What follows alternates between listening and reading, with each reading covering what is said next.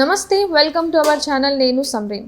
ఈరోజు మనతో ప్రముఖ senior journalist, political analyst CS Rao garu ఉన్నారు. వారితో మాట్లాడదాం. సార్ నమస్తే. నమస్తే సమరీన్. సార్, సునీత రెడ్డి కేసు ఫైల్ చేశారు భారతి రెడ్డి పిఏ మీద. సో హైదరాబాద్ పోలీస్కి కేసు ఫైల్ చేసినట్టు చూస్తున్నాం. ఈ అంశానికి సంబంధించి ఏం చెప్తారు సార్?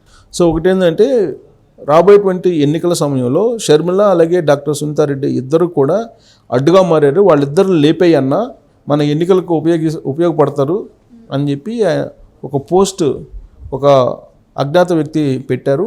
సో అలాగే కొన్ని పోస్టుల ద్వారా వ్యక్తిత్వ హననానికి పాల్పడుతూ ఉన్నారు, పర్సనల్ డ్యామేజ్ చేస్తూ ఉన్నారు అనేది సోషల్ మీడియా ద్వారా జరుగుతున్నటువంటి ఈ అంశాన్ని doctor Sunitha Reddy Hyderabad cyber crime పోలీసులకి కంప్లైంట్ చేశారు.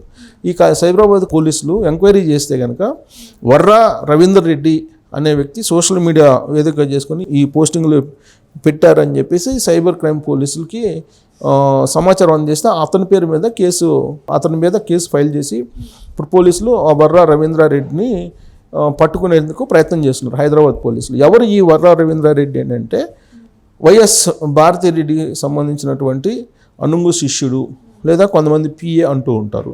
సో వాళ్ళ కంపెనీలో కానీ లేదంటే వైఎస్ ఫ్యామిలీకి కానీ అత్యంత విధేయుడు, ప్లస్ ఆయన వీరాభిమాని అని చెప్పి చెప్తూ ఉంటారు.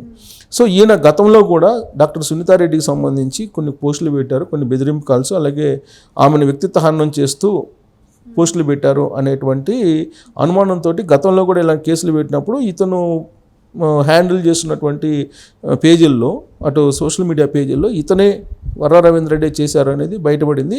ఆ టైంలో బీఆర్ఎస్ పార్టీ అధికారంలో ఉంది ఇక్కడ, కానీ ఇప్పుడు కాంగ్రెస్ పార్టీ అధికారంలో ఉంది.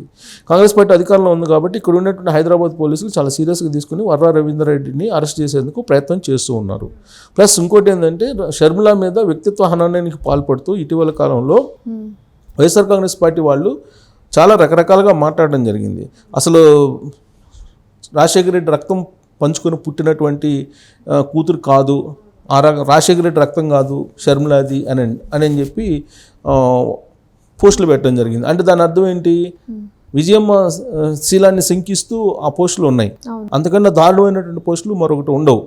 అసలు రాజశేఖర రెడ్డి కూతురే కాదు అనేటువంటి యాంగిల్లో ఆ పోస్టులు పెట్టడం జరిగింది. ఇంత జరుగుతున్నప్పటికీ కూడా విజయమ్మ సొంత తల్లి శీలాన్ని శంకిస్తూ పోస్టులు పెడుతున్నప్పటికీ కూడా ఆంధ్రప్రదేశ్లో ఉండేటువంటి ఆంధ్రప్రదేశ్ ముఖ్యమంత్రి జగన్మోహన్ రెడ్డి ఏమాత్రం స్పందించాల్సిన అవసరం ఉంది, స్పందించలేదు అనేది డాక్టర్ సునీత రెడ్డి చెప్తూ ఉన్నారు.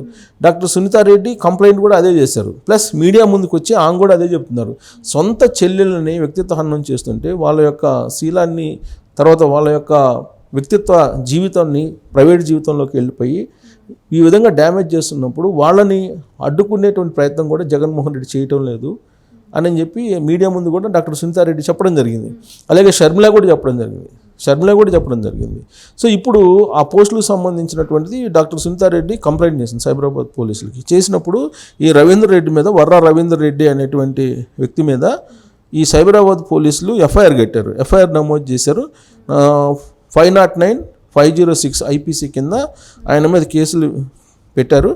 ఎఫ్ఐఆర్ తర్వాత 67 ఐటీ యాక్ట్ కింద సెక్షన్ నమోదు చేసి ఆయన మీద విచారణ చేపట్టారు. ఆయన చంపుతామని చెప్పేసి బెదిరిస్తున్నాడు, అసభ్య పదజాలంతో పోస్టింగ్లు పెడుతూ ఉన్నారని చెప్పి సునీతారెడ్డిని షర్మిలని ఇద్దరిని కలిసి చంపుతానని చెప్పి అంటున్నాడని చెప్పి ఆమె సునీతారెడ్డి కంప్లైంట్ చేయడం జరిగింది. సో దానికి సంబంధించినటువంటి ఆధారాలను కూడా కొన్నిటిని పెట్టడం జరిగింది. అంటే ఆమె చేసినటువంటి కంప్లైంట్లో ఉండే ఉద్దేశం ఏంటంటే శత్రుశేషం ఉండకూడదు, వాళ్ళిద్దరిని లేపి నెక్స్ట్ ఎలక్షన్స్కి ఉపయోగపడతారు అనేటువంటి యాంగిల్లో ఆయన ఆ పోస్టులు పెట్టారని అంటే ఇండైరెక్ట్గా 2019 ఎన్నికల ముందు ఆ రోజున వైఎస్ వివేకానంద రెడ్డి మర్డర్కు సంబంధించినటువంటి అంశాన్ని ఉటంకించారు ప్రత్యేకించి అని చెప్పొచ్చు ఈ కంప్లైంట్ ద్వారా. సునీతారెడ్డి మెన్షన్ చేసినటువంటి దాంట్లో ప్రధానమైనటువంటి పాయింట్లు తీసుకుంటే లాస్ట్ ఎన్నికల్లో 2019 ఎన్నికల్లో ఆ రోజున వివేకానంద రెడ్డి మర్డర్ జరిగింది. అది ఎన్నికల్లో ఉపయోగపడింది, సానుభూతిని క్రియేట్ చేసింది, వైఎస్ఆర్ కాంగ్రెస్ పార్టీని అధికారంలోకి తీసుకురావడంలో సహకరించింది. ఆ అంశము సానుభూతి వచ్చింది. ఆ రోజున జరిగినటువంటి మర్డర్ని ప్రభుత్వం, ఆ రోజు తెలుగుదేశం పార్టీ ఉంది కాబట్టి తెలుగుదేశం పార్టీ మీద వేశారు, అలాగే చంద్రబాబు నాయుడు మీద వేశారు. అక్కడ ఉండేటువంటి కడపలో ఉండేటువంటి కొంతమంది లీడర్ల మీద బీటెక్ రవి, తర్వాత ఆదినారాయణ రెడ్డి లాంటి వాళ్ళ మీద ఆ రోజున అనుమానం కలిగించేలా వైఎస్ఆర్ కాంగ్రెస్ పార్టీ ప్రచారం చేసి ఎన్నికల్లో లబ్ధి పొందింది.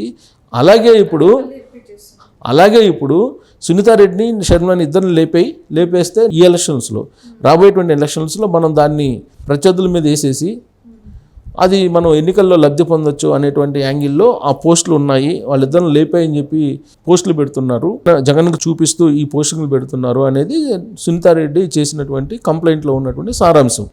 సో వాస్తవంగా ఇదంతా ఎందుకు జరిగిందంటే యాక్చువల్గా లాస్ట్ ఎలక్షన్లో కూడా ఇలాంటి పోస్టులు కొన్ని బయటకు వచ్చాయి. ఆ రోజున Telugu Desam party versus YSR Congress party నడిచింది. ఆ రోజున తెలుగుదేశం పార్టీలకు సంబంధించిన చంద్రబాబు నాయుడు ఇంట్లో ఉండేటువంటి మహిళల గురించి వాళ్ళు కొన్ని పోస్టులు పెట్టారు. షర్మిల గురించి అప్పట్లో తెలుగుదేశం పార్టీకి సంబంధించినటువంటి వాళ్ళు కొన్ని పోస్టులు పెట్టారు. సో వ్యక్తిత్వ హననానికి, అలాగే జనసేన పవన్ కళ్యాణ్ గురించి అయితే అసలు పవన్ కళ్యాణ్ పెళ్ళిళ్ళు కానీ పవన్ కళ్యాణ్ చేసుకున్న పెళ్ళిళ్ళతో పాటు ఆయన వ్యక్తిగత జీవితం, ప్రైవేట్ జీవితంలోకి వెళ్ళి ఆయన వ్యక్తిత్వ హననం చేయడంతో పాటు ఆయన తల్లి ఎవరైతే ఉన్నారో ఆమెను కూడా శంకిస్తూ అనేక కామెంట్లు కూడా చేయడం జరిగింది. ఈ సోషల్ మీడియాలో వ్యక్తిత్వ హననం, కుటుంబంలో ఉండేటువంటి మహిళలకు సంబంధించిన అంశాలు బయటికి తీసుకురావడం అనేది ఇది ఒక దురదృష్టకరమైనటువంటి ఒక ప్రక్రియ రాజకీయాల్లో. సో ఇప్పుడు అసలు అది పరాకాష్ఠకి వెళ్ళిపోయింది. డాక్టర్ సునీతారెడ్డి అలాగే షర్మిల మీద ఇప్పుడు ఈ వర్రా రవీందర్ రెడ్డి పెట్టారు అని చెప్పి చెప్తుంది ఆవిడ. అతను పెట్టాడా లేదంటే అతని పేరు మీద ఎవరైనా నకిలీ అకౌంట్స్ క్రియేట్ చేసి పెట్టారా అనేది పోలీసులు ఎంక్వైరీ చేయాల్సి ఉంది. బట్ వర్రా రవీందర్ రెడ్డి పేరు మీదనే ఈ పోస్టులు ఉన్నాయని చెప్పి సునీతారెడ్డి చెప్తాను.